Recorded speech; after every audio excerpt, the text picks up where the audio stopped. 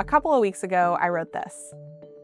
It details various proposals that the Trump administration is hearing on how to raise the birth rate and get women to have more children. There's a proposal for the Fulbright scholarship program, a $5,000 baby bonus, menstrual cycle education classes. After I was totally inundated with 3,000 comments, over 400 emails, more than I had ever received from a single story, asking, why isn't childcare part of these proposals? Why are we not hearing about more affordable childcare programs? And the answer is, that's the point. It's very intentional that childcare is not a central part of this agenda. And that's because many of the people leading these conversations are much more interested in policies that encourage parents to stay at home. Pro-Natalist advocates point to Northern European countries like Finland and Norway that have universally understood to be the best, most robust childcare policies, and where the birth rate has continued to fall.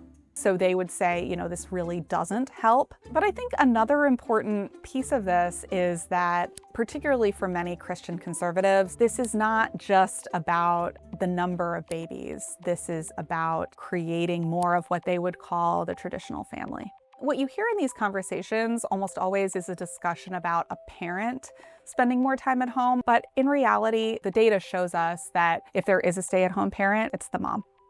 Even the parents that would like to spend more time at home, for many, that's just not a financial reality. What we've seen is the number of mothers working outside of the home just skyrocketing. The average cost of childcare is now over $11,000 per child per year. And in some cities, it can be much, much more than that. Josh Hawley is pushing for an expanded version of the current child tax credit to $5,000 per year per child. We must reshape our nation's tax policy and indeed rebuild our nation's economy around our nation's families.